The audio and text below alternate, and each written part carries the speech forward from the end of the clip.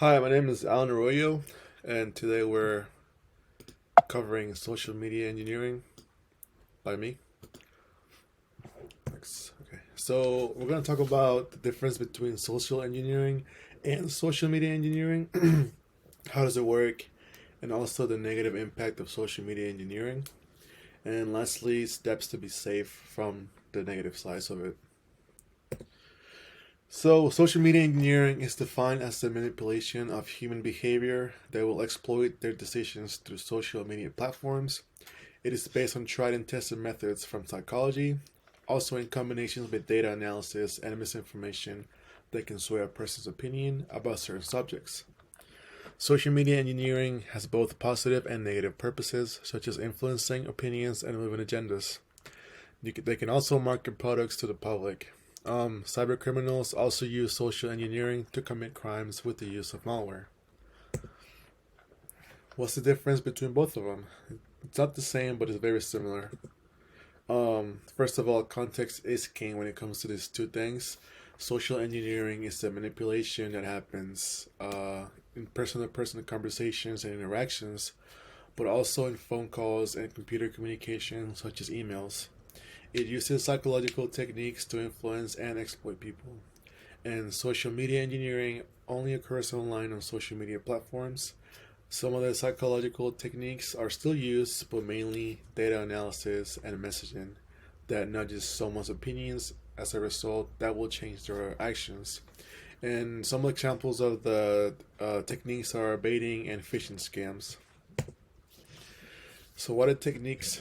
That's the next one. Techniques of social media engineering. You also have fake accounts.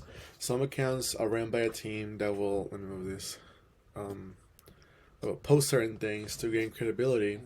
Once an account is large enough and verified, then they can start posting misinformation. You also have appeal to emotions. We as people fear, and we fear what we don't know. And malicious actors can take advantage of our brains by using language, stories, pictures, or videos to strike fear and get those emotions going. Social influencers, they get paid by engineers to post a product or a service because their large following is really different from television commercials. They don't reach the same audience. It's a bigger audience when it comes to online stuff. Lastly, again, we got phishing. Criminals create websites that look just like the real ones to get login information. Let's see. Next, social media engineering involves psychology, data analysis, and messages to manipulate people. And then we got the platforms that get targeted the most. We got Facebook, one of the biggest platforms in the world, Twitter, which right now is acquired by Elon Musk, and they have a lot of bots that spread propaganda, and Instagram, where most of the social influencers get their paid promotions from. They start right there. There's case studies of successful social media attacks. You got Cambridge Analytica in 2018. They tried to sway opinion on a political campaign. And you got Twitter hack of 2020, where a lot of high coveted accounts were hacked, and the purpose of that was to ask followers for Bitcoin donations. And lastly, you got the Democrat Party getting their emails hacked, and the bad people gain access to private information only the members would know.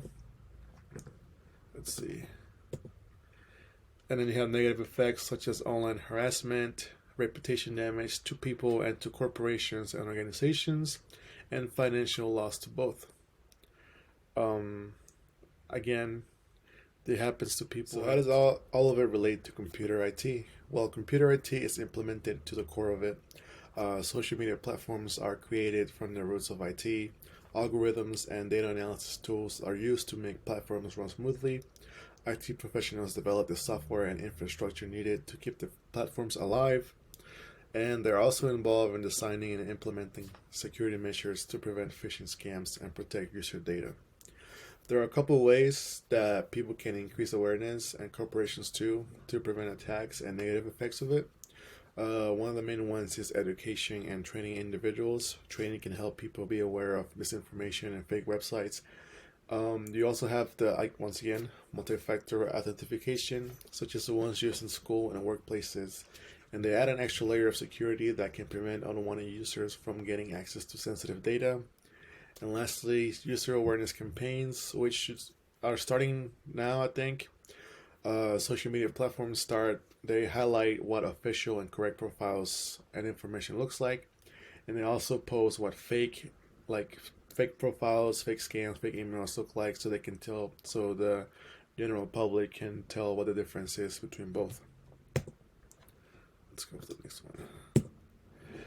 Once again, that's it for the PowerPoint, and overall, increased awareness and prevention measures are critical to combat the growing threat of social media engineering attacks. By taking proactive steps to protect against these attacks, individuals and organizations can minimize the risk and protect their data and networks from harm. And these are the references I use for this PowerPoint.